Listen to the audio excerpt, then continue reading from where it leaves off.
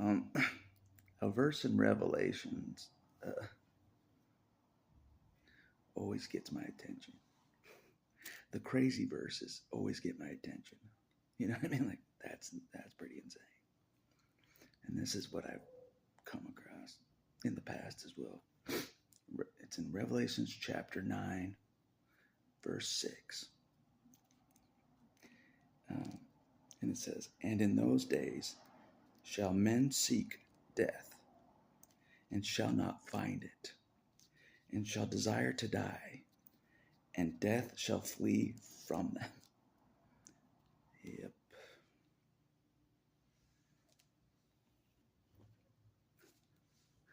You know how I said when people realize they're screwed, when they're fucked, that's one reason. That's one thing that'll happen. They'll realize they're fucked, and then they'll want to die, but they can't. You know what I mean? Yep.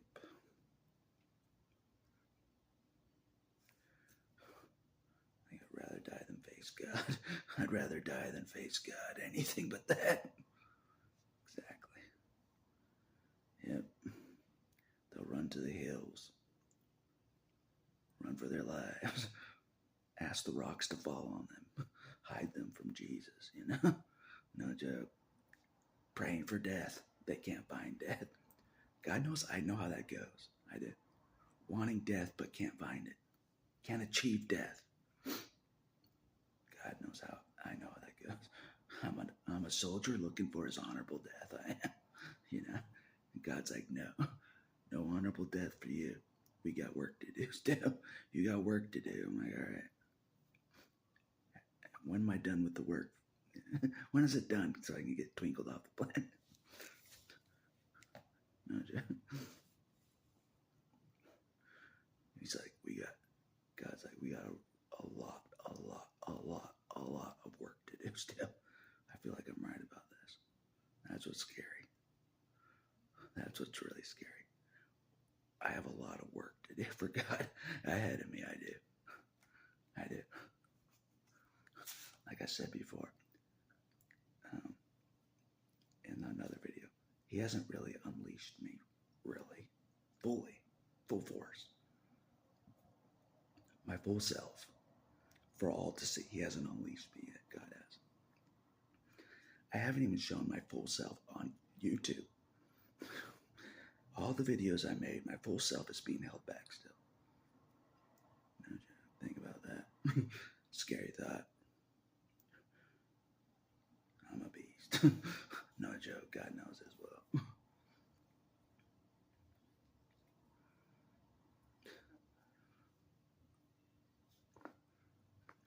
But anyway,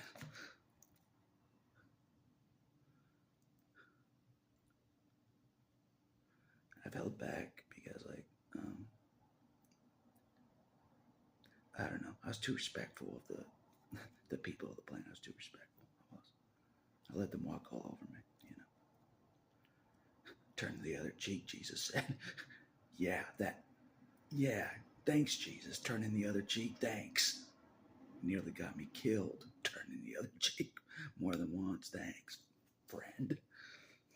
Thanks for the advice. Turning the other cheek, thanks. It's done a lot for me, huh? Thanks, pal. You better get your vengeance, Jesus. For me turning the other cheek all those years, you better get your vengeance. It better be legit. I better say that was legit vengeance. I better say that by the time it's over. For all the shit I had to endure. But yeah, that verse is interesting. Because God knows I've been like that myself.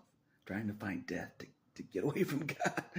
Get away from what God wants me to do. I'm trying to find death. I can't find death. No joke.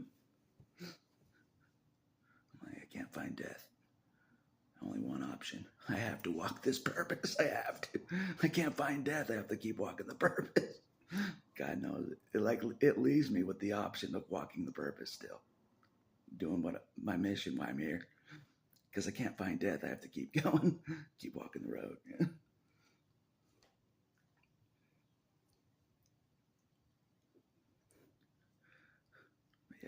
God knows. I've sensed this my whole life. I have. If God is legit, it ain't gonna be pretty. It isn't. Before the good times roll, before the real good times come, the real peace, and I'm feeling right about this. Before the real peace comes, a lot of vengeance, destruction, wrath is gonna happen. I swear. Jesus is like, I come not to bring the sword or peace. I come to bring the axe this time. That's what he's saying in the new scripture of Revelation. I swear. You think I'm coming to bring the sword this time? I'm coming to bring peace this time, but no, I'm bringing the axe this time. I'm pissed as hell. I swear. He is pissed. I've said it in another video. He doesn't fool me at all. He doesn't fool me at all. I felt his love, but he knows that doesn't fool me. His love does not fool me. I know he's pissed. Yes, I did. I'm a part of him. And I said this in the last video. I think he's allowed me to feel part of his anger. Part of it. He's allowed me to feel part of his anger that he has right now. Of the wickedness of this planet. A part of his anger. He's pissed. Yep. And if I can say that he's more pissed than me, that's saying something. It is. That's how mad he is about what's been going on the earth. That's how mad he is. But I guess he has to obey the free will thing to a certain point or something, and then he can get his vengeance. I don't know how it works. God's mind and wisdom is beyond me. Only he knows why this is going the way it is. I might do another video about God's wisdom. I underestimate God's wisdom. I do. He is the wisest. He is. The way things have gone to this point, I'm like, even the wisest man on the earth couldn't have think of this. No joke. That's how wise God is. The wisest men on the earth combined don't hold a candle to God's wisdom. His foresight. They don't hold a candle. Things that I could not predict, even for myself, God has predicted. Because of his wisdom, his foresight. He ain't no Joe Schmo. He ain't. No. Like I want to believe. Like, God ain't as smart as me. He is. And more so. If anybody's even impressed with me even a little bit, I don't hold a candle to God. I don't. In many areas, I don't hold a candle to him. Yeah. I'm one of the few people that have experienced how good God is in all these different areas. I'm one of the few people that have actually experienced it. I swear. To the point where I'm like, if I said, yeah, there's no God, God knows I'm lying to myself. That's how much I've seen God do. I'm like, there's no God. Yeah. I'm like lying. I've seen too much. I've seen him do too much. And he knows it. I've seen God do way more than I thought God could do. Way more. He even has more strength, perseverance, effort than I do. Or anybody else does. No joke. He ain't lazy. He's not. I might do another video about that. God is not lazy. Nope. He's not one of those kings. This is true. He's not one of those kings that sits back and lets all the peons do his work for him. God ain't like that. No joke. That's why I thought I was better than Jesus. I could disprove Jesus. I thought Jesus was like that. Too high and mighty. Too high and mighty, you know what I mean? To get his hands in the mud. Get gritty, you know what I mean? That's what I thought. I'm like, Jesus, he lost his way. He's in the clouds these days. He thinks he's all high and mighty. You know what I mean? He ain't on my level. Perseverance and effort, you know? Being in the trenches. Boy, was I wrong. Boy, was I wrong. Jesus can go in the darkest trenches like you would not believe. Darker than any trench you can imagine. Jesus will go there, no problem. Now you're brave as hell. Yeah. He got me from the darkness. He did. He did. No problem. Anyways, I'm not tooting his horn anymore. I'm not tooting his horn anymore. Everybody knows Jesus. They know him. They don't know me. That's what God says. God says they still don't know you. Everybody knows Jesus. Even if they want to deny him, and like the atheists want to deny him. Deep down they know he's legit. But even though that, it's about me now. Nobody knows who I am. No one says my name in churches. You know what I mean? It's about me now. For too long it's been about the narcissist. It's been about Jesus. But my road is kind of connected with Jesus, though. I admit it. My purpose is connected with Jesus. It is. So it is kind of like Jesus, in a way. My road is kind of, it's the two of us working together. And some of you helping as well. Yeah. But yeah. He's wise.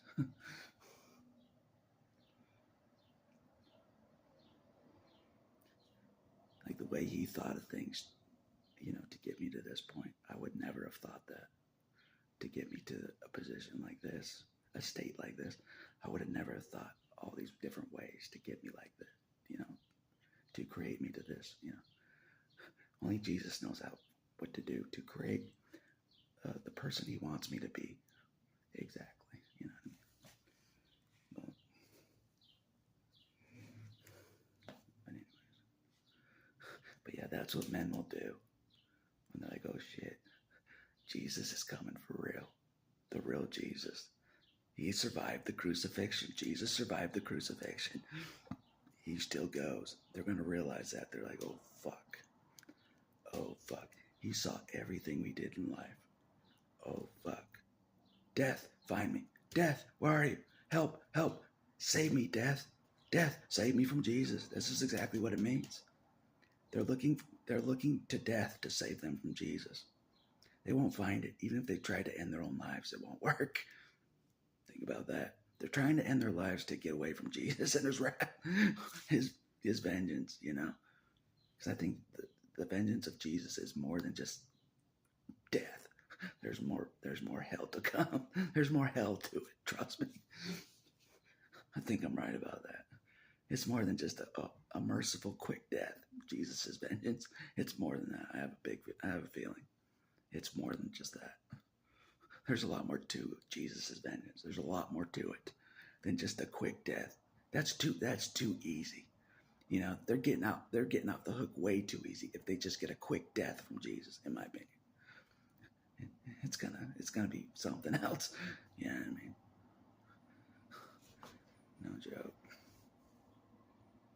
But yeah, that's what's gonna happen. All the big shots of the planet that think they're men of power and all that. Once they realize for real Jesus is coming, because deep down, I feel like they all know he exists. Like deep down they do, but they forget about that. They do. They forget Jesus exists out there, or even within some of us. They forget that fact. They do, and they live as if they're running the planet, And they forget that Jesus still exists and he's coming. They forget that. I know they do. They've forgotten that. They have. But not me. I haven't forgotten. Because I can't, I'm a part of this plan of his in some way. Some guy that's not even in the Middle East. Jesus is using someone that's not even in Jerusalem to help him. Think about that. It's true. The real Jesus is utilizing someone that's not even in Jerusalem where he was crucified. Not nowhere even near there. Jesus is using someone way outside of that, maybe. It's interesting. It is. You would think he's so connected to Jerusalem. Jesus is so connected to Jerusalem, where he was did his thing back then. He's so connected with that.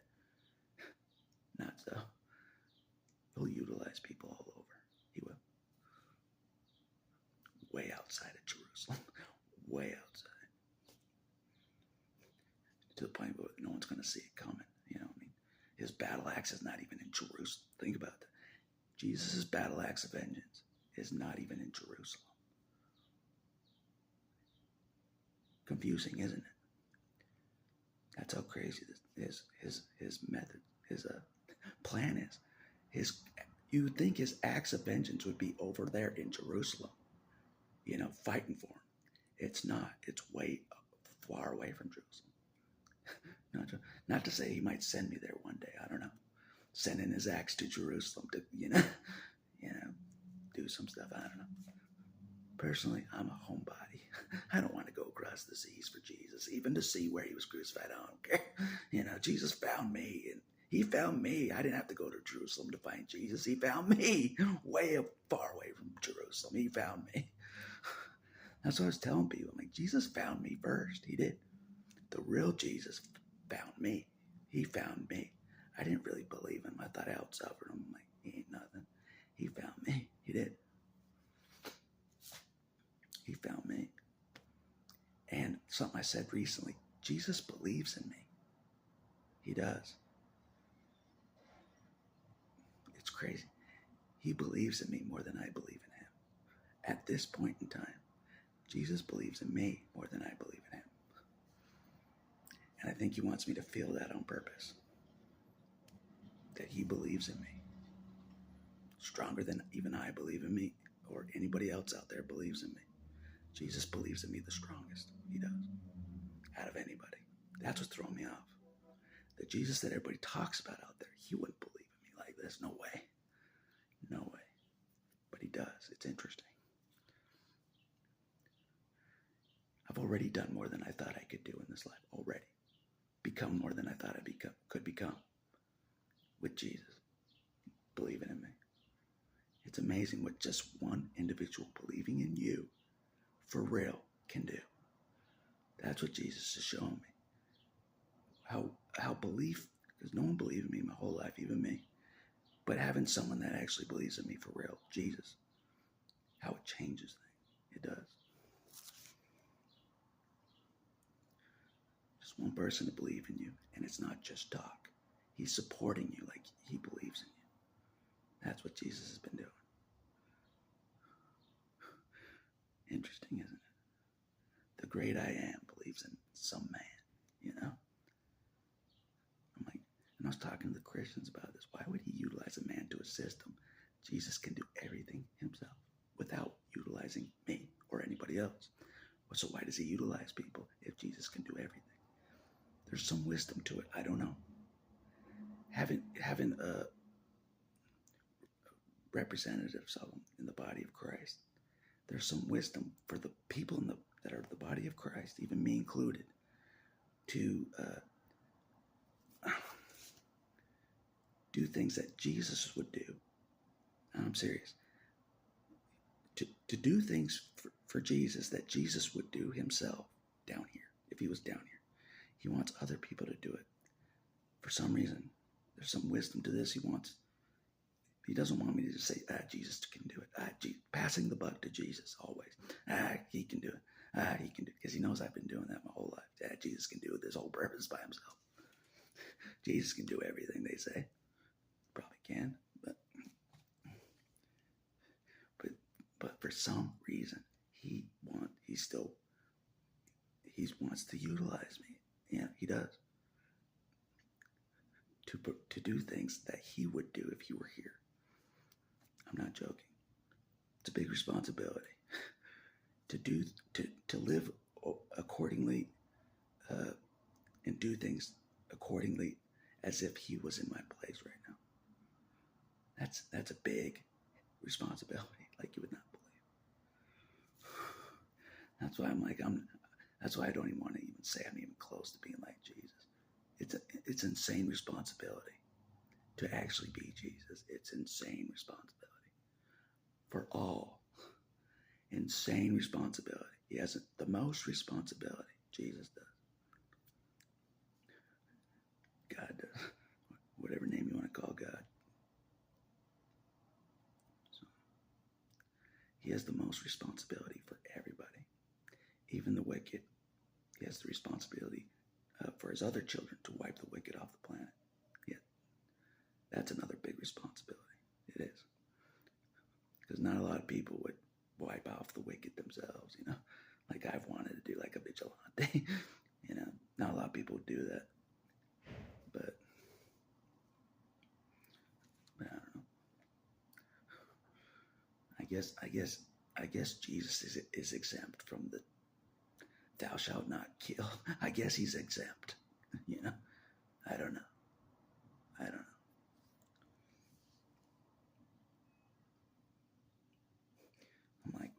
I'm like, why can you get vengeance and not me? What's the difference? I don't know.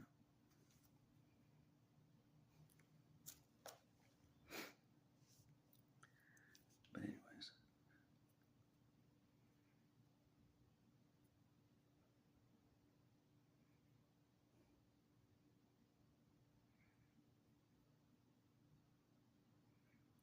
But yeah.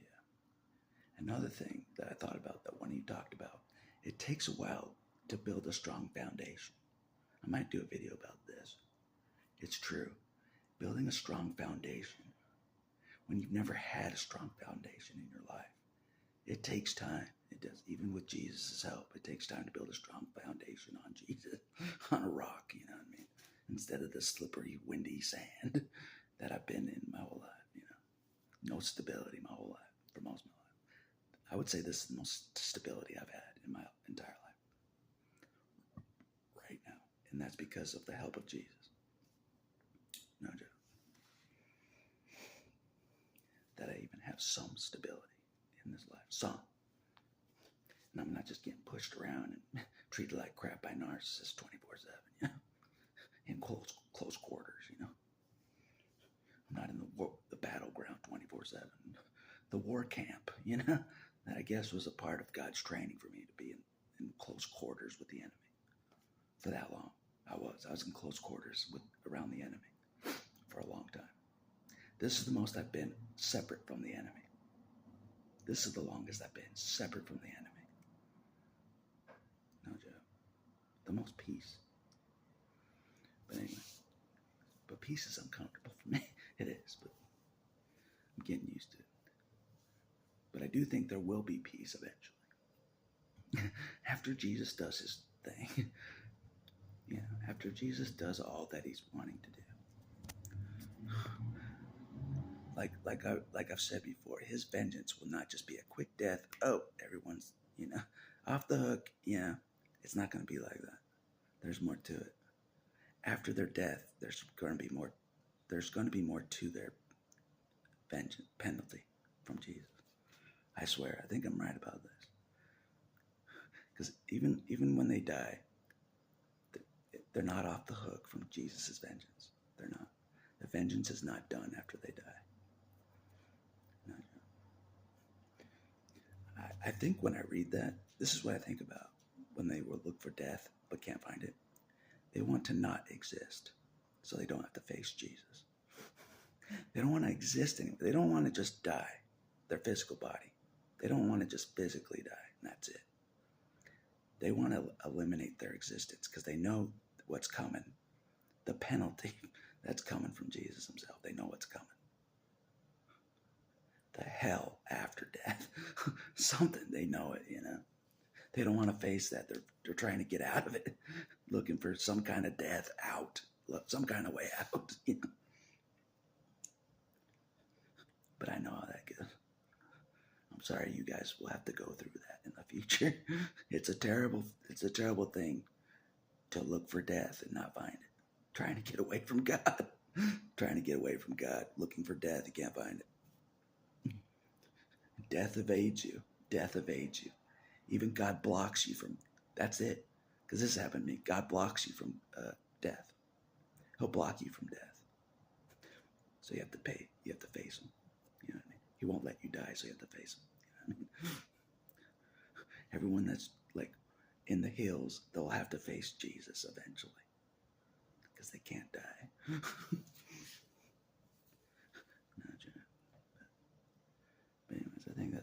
for this video.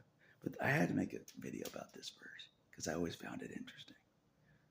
You know, the men on the planet that think they're top notch, top shit, you know, throughout my whole life, they think they're, you know, authority, you know, top dogs, you know, they run this planet, yeah.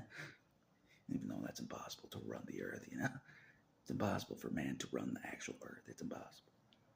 The earth is king, yeah, and it's God's footstool. The earth is God's footstool. It is. This is his footstool. So he'll smash all the narcissists with his feet. You heard me. You heard me. He'll smash the narcissist with his feet because the earth is his footstool. Hopefully he misses me when he puts his feet on the earth. He'll miss me, not smash me. You know? Yeah, remember what you said about the sparrows? Every sparrow's valuable. God, don't smash me. Don't smash me. I'm valuable, more valuable than a sparrow. Yeah, hello. Don't smash me. Hello, you know. Your best friend down here, you know what I mean?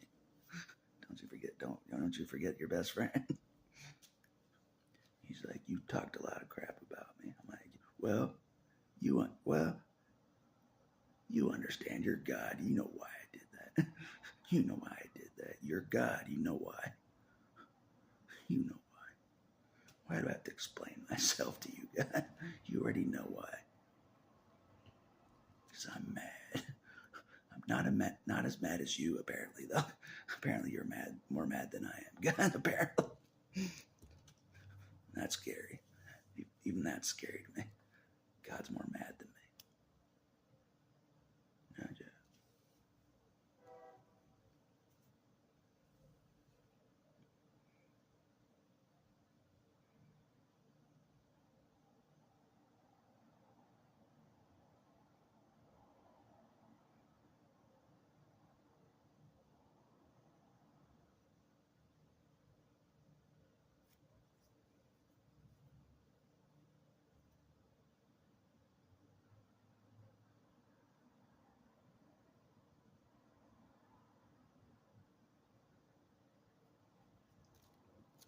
I read again another verse about God wiping the tears. Another verse about it. God wiping the tears. Revelation 7:17. Oh yeah. Whenever I'm like, am I on the right path? I question things. The number 717 always gets brought to my attention to help me realize I'm still on the right road. There's a significance to that number for me. God knows it. It helps me to realize I'm on the right road. If I see this, if I say it. I know a lot of people don't believe in the number thing, but God knows this does get my attention, this number, for obvious reasons. So the fact that I said 717 just now is interesting. But anyways, it says, for the Lamb which is in the midst of the throne shall feed them and shall lead them unto living fountains of waters. And God shall wipe away all tears from their eyes. Now, why will there be tears after all the destruction? Because this is why. And this was said by a pastor as well. And I think he might have been right. The reason why God will wipe away our tears is because people that were close to us, this is true, people that were close to us, you know, family, friends, all that, God couldn't reach them, couldn't save them, whatever. Couldn't. That's saying something. If God can't reach somebody, that's saying something. That's like the psychopathy is way beyond control. If God can't even reach them. Like I feel like with some of my family, I feel like God couldn't reach them. They never changed. Never. Even with religion, they never changed. Never. So I'm like, God probably sees that he can't reach them. He can't. At least not in this life. He can't reach them in this life. They're too far gone in psychopathy.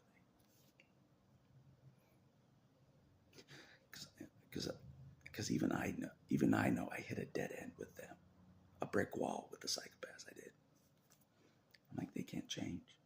They can't.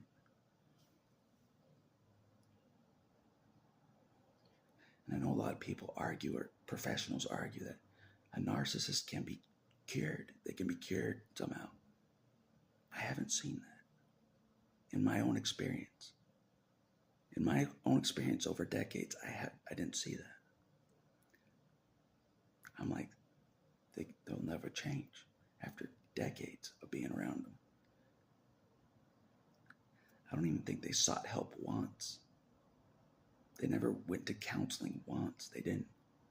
They just pointed the finger at me like I'm the problem all the time. I need the counseling all the time, which I have done.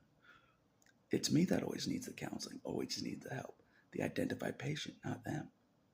They never sought help ever, for real, in my opinion. Never.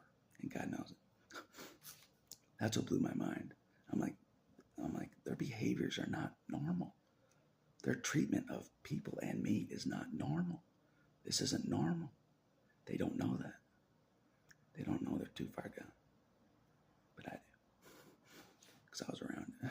I'm getting over the fact that I think I can save them or fix them, save the narcissist, be some hero and save them. I can't. And God wants to really get in my head every day. I cannot save them. I can't. I can't save the narcissist, psychopaths. I can't save them in any way. God will just wipe them off. And God knows that's hard for me to deal with. Even though they're not real people. Like they're psychopaths. It's, I still cared about them like they were my family. I did. Despite what they are. I did. And that's why it's tough to walk this road, because I know eventually God will kill them. Probably. Before they die of natural causes. God will probably wipe them off the earth. If this in Revelations happens when they're alive. So. But anyways. God will wipe away the tears. He wanted me to read that again. Twice. That's how devastating all this, what's to come will be. That's how devastating it will be. Think about friends, family, they didn't survive God's wrath. God determined they were unsavable. People you were around your whole life, God determined they were unsavable in this life at least. In this life, that's what I'll say. In this life at least, they were unsavable. No one could change them. So once he gets his wrath, all those people you once knew are gone. That's when he's wiping away your tears, because they're gone. Maybe forever. You may never see them again in this existence. Think about that. That's another thing the pastor said. God will wipe away the memories. Maybe it was no accident this was said. God will wipe away all your memories of the individuals you were around most of your life. Family, friends, anybody that's been eliminated. God will eliminate the memory you have of them so you can move on to brighter pastures. Now, yeah, I think I'm right about that.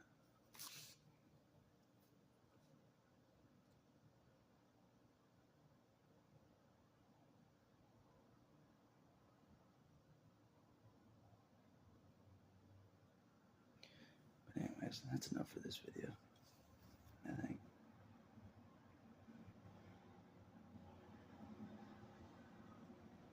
Yeah. I better get going, get my day going. But anyway, that's all I want to say for this video, I think.